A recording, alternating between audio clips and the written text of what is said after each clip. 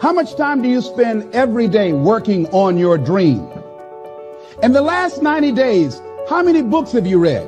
In the last year, what new skill or knowledge have you acquired? What kind of investment have you made in you? You don't want it badder than you want to party. You don't want it as much as you want to be cool. Most of you don't want success as much as you want to sleep. Some of you love sleep more than you love success. And I'm here to tell you today, if you're going to be successful, you've got to be willing to give up sleep. Every day. This isn't a part-time gig. This isn't punch the clock and go home for the day. You don't get weekends off. No. Here, there's no such thing as a weekend.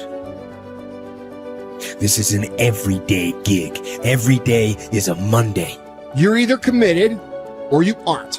You're either willing to do everything it takes, whatever that might be, or you aren't. You either are willing to go through hell and high water and fire and brimstone to get to your goals, or you aren't. This is the time for you to go into warrior mode. The dreams that you have are not going to fall into your lap. We all want that. We all want the easy route. We all want it to happen fast. But the truth is that you've got to be willing to fight for what you want. And sometimes the person that you have to check is yourself. It doesn't matter what you don't have now because you can go get it. But it starts today. It starts with a commitment. It starts with a principle. It starts with the discipline. It starts with effort. It starts with energy. It starts with an idea that you're going to make today count. Develop yourself, weaponize yourself, teach yourself to be so good at something that is necessary to serve in the area of your dream that now you're never even thinking about your comfort zone. Whatever you resist persists, but if you ask the right question, not why is this happening, but what is this here to teach me? What is this here to teach me? It puts you in the place and space to get the lesson you need.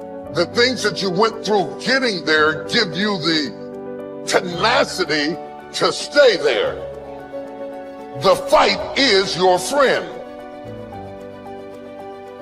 To work on yourself daily. Work on the way you look at the world around you. Look at solutions rather than focusing on all the problems. Don't listen to its lies about what might happen if you try that new thing, and just try it. You do this and you are constantly getting stronger than that enemy within. And I may make a mistake, but I own it radically, emphatically. I don't play the blame game. If I was wrong, I claim it and I move forward. The starting point of goal setting is for you to realize that you have virtually unlimited potential to be, have, or do anything you really want in life if you simply want it badly enough and are willing to work long enough and hard enough to achieve it. The second part of goal setting is for you to accept complete responsibility for your life and for everything that happens to you with no blaming and no excuses. With these two concepts clearly in mind, that you have unlimited potential and that you are completely responsible, you are now ready to move to the next step, which is to begin designing your ideal future. You are responsible for financial strategy, for deciding exactly how much of your services you want to sell, how much you want to earn, how rapidly you want to earn your income year by year, how much you want to save and invest, and how much you want to be worth when you retire. These numbers are entirely up to you. You are responsible. You are responsible for your people's strategy and your relationships, both at home and at work. One piece of advice I give my students is to choose your boss with care. Your choice of a boss is going to have a major impact on how much you earn, how fast you get ahead, and how happy you will be at your job. By the same token, your choice of a mate and friends will have as much or more to do with your success and happiness than any other decisions you make. If you are not happy with any of your current choices, it is up to you to begin taking steps to improve or change them. Finally, as president, you are in complete charge of personal research and development, personal training and learning. It is up to you to determine the talents, skills, abilities, and core competencies you will need to earn the kind of money you want to earn in the months and years ahead. It is then your responsibility to make the investment and take the time to learn and develop these skills. No one is going to do it for you. The unavoidable truth is that no one really cares as much as you do. From this point forward, see and think about yourself as the master of your own fate. See yourself as completely in charge of your own life. See yourself as the president of your own personal services corporation. See yourself as a powerful person, completely self-determined and self-directed. Refuse to whine and complain about things that happened in the past, which cannot be changed. Instead, orient yourself toward the future and think of what you want and where you are going. Above all, think about your goals. The very act of thinking about your goals makes you positive and purposeful again. And if you decide today to go for the apple instead of the Hershey bar, I'm telling you, you have begun the process of turning your life around.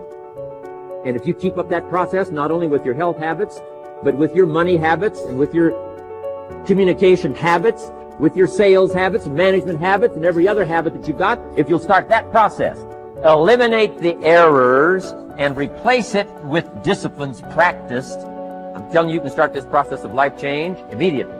After today, you don't ever have to be the same again. Only by choice. You don't have to walk out of here the same as you walked in today. Only by choice. You can start a whole new process. And you say, well, Mr. Owen, is it that simple? Yes, it's that simple. Where else would you start but with an apple? You don't have to start with something staggering, and everybody has it within their power. What was so happy for me to find out at age 25, Mr. Shove said, Mr. Owen, you don't have to change countries. But you do have to change philosophy. And if you'll change philosophy, not country, you can turn around your income, you can turn around your bank account, you can turn around your skills, you can become capable, powerful, sophisticated, healthy, influential, all the other equities that you could possibly want out of your life, using the only stuff there is and not trying to change any of this stuff. Appreciate all of this stuff with all of its ups and downs, with all of its mystery of why it works and sometimes it doesn't work. Don't challenge this. You don't have to ask for another planet. You don't have to ask for another country. Just ask for another book. Ask for another seminar. Ask for another idea.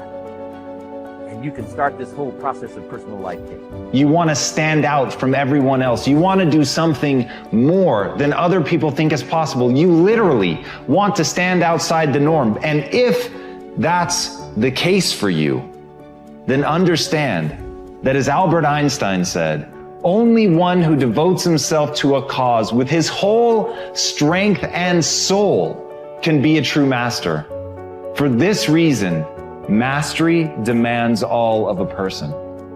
If you want to get great, if you really want to make a skill set your own, if you want to be able to do something, and at the end of the day, if you want to transform the world, if you want to make grand changes, if you want to do all of that all the empty words that people spout all the time, let me tell you, the only thing that's going to separate you from all the other blowhards who are just talking words and will never do anything is to give yourself over completely, to let that obsession, let that thing that you love completely consume you. And in that, your only chance to really become great lies. You know, if you want to have a fully charged life, you have to start looking forward to things again. You have to get excited about tomorrow again. You have to see your life developing again. You have to set yourself on the path where you're step by step progressing every single day, so you know tomorrow's going to be better than it was today.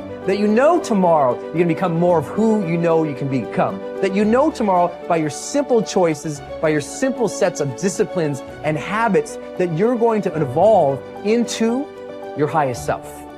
And that is the path of the charged life. This constant engagement with the best within us, of pushing ourselves, but with that purpose and that progress of hoping to become our highest selves. And when you live in that place and you sense that every single day, that's the magic. That's what life should feel like. That's what I think we all deserve. And maybe we ought to start aiming and challenging ourselves just a little bit more to get there. Today is another good day. Unlock the path to your best self. Discover the transformative power of the 12 happy life secrets. Embrace all of them. and watch your happiness thrive. Remember, your happy life is an inside job.